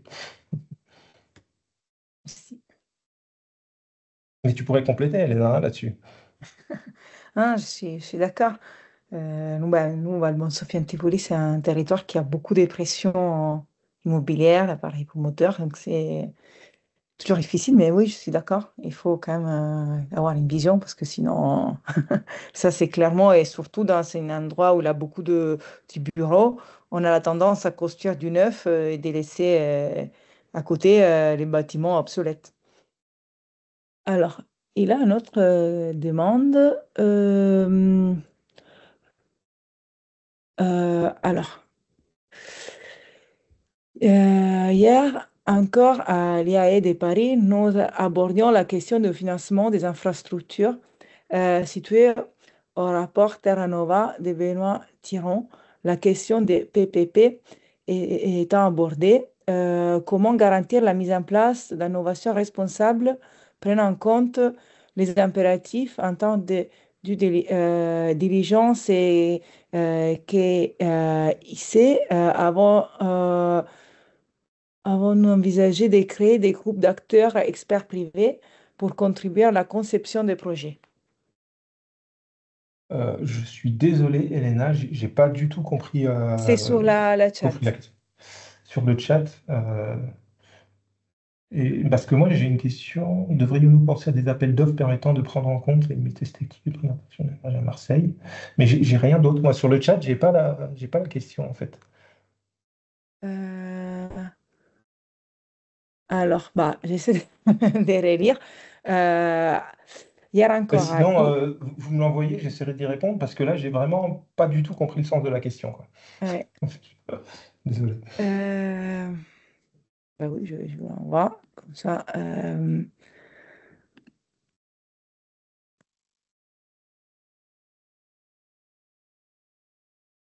Moi, je suis dans l'espace conversation, j'ai pas beaucoup de questions, il n'y a pas beaucoup de choses, donc je manque.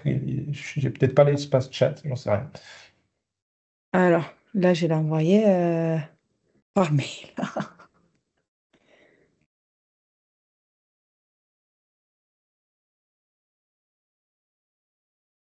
Et... Oui, sinon, on peut le dire à l'oral. S'il a les droits oui, je pense, non, de lever les mutes. Alors, je connais pas le rapport Terra Nova dont on parle. Les PPP, programmation pluriannuelle de je sais pas ce que c'est. Innovation responsable prenant en compte des impératifs en termes de due diligence, je sais pas ce que c'est. Et KYC, je sais pas ce que c'est. Donc, c'est pas la peine, j'arriverai pas à répondre à la question parce que je comprends pas la moitié des mots.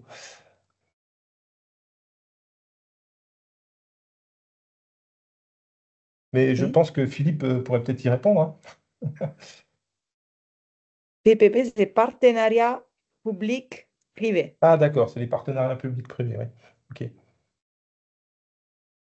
Je pense que peut-être Monsieur Kamsou Takoudiou, là, qui a posé la question, pourrait peut-être formuler de façon à ce qu'elle soit plus facile à comprendre, la question. Vous pouvez prendre la parole, monsieur? Oui, oui, monsieur, vous m'entendez. Bonjour, professeur Philippe Blanc. Bonjour, Ouais. tous les intervenants. Bonsoir. En fait, Bonjour. ma question, c'était, bon, comme moi, je travaille beaucoup sur les questions de durabilité, j'ai rencontré un frein la plupart du temps lors des représentations.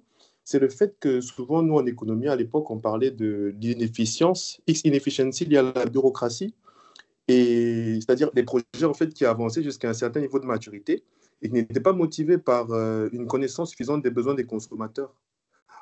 Et c'était justement ça, en fait, comment dire, la dichotomie qui existait entre la performance des acteurs privés qui savaient comment, en fait, aller chercher l'information parce qu'ils étaient à la recherche de profit, et puis la capacité des acteurs publics à mettre à la disposition des acteurs privés des ressources.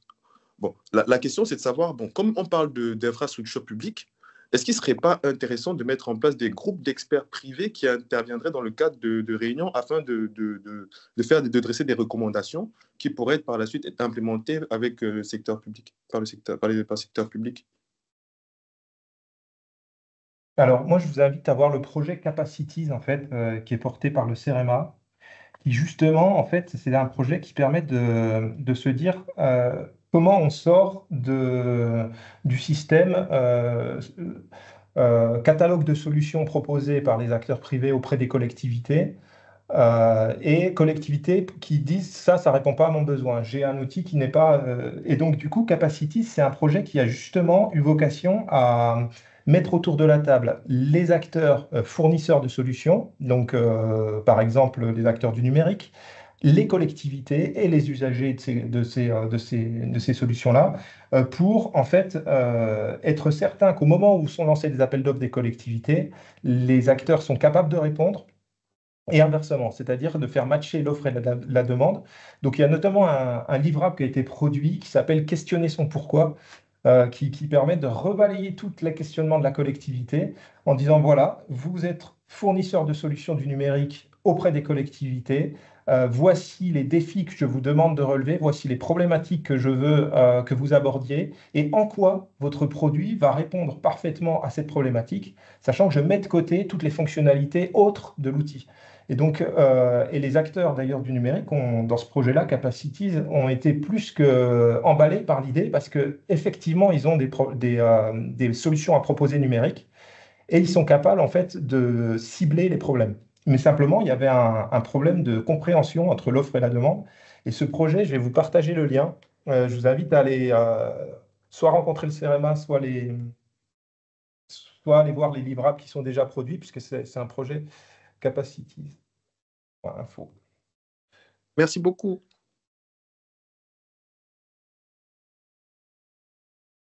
Merci. Capacité. Ouais, je vais partager le lien.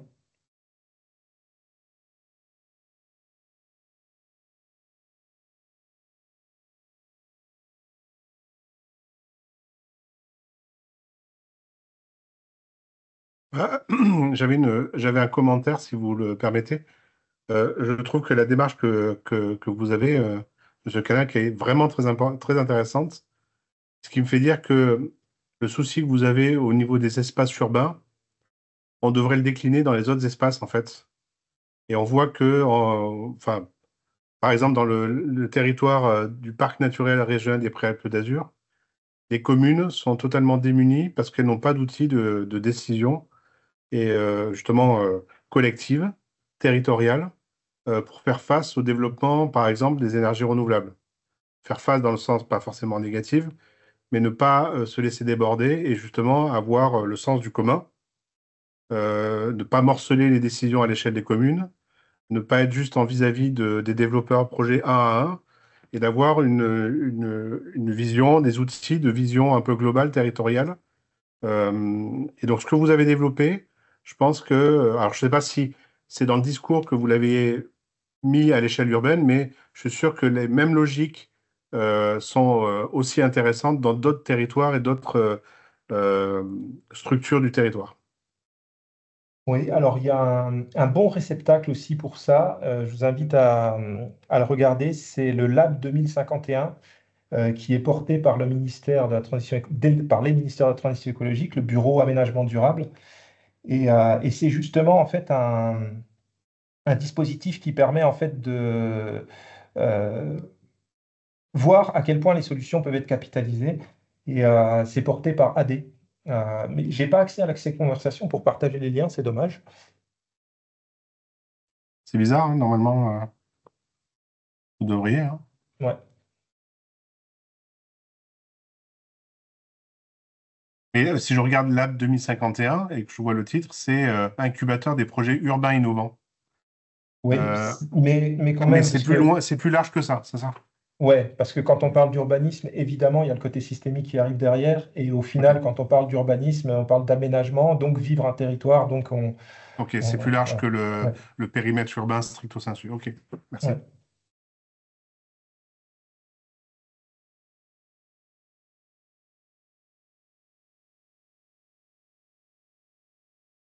S'il n'y a plus d'interaction, il faut. Est-ce qu'il y a d'autres questions aussi pour les autres intervenants? Si vous avez quelques questions, c'est le moment avant qu'on va clôturer le webinaire.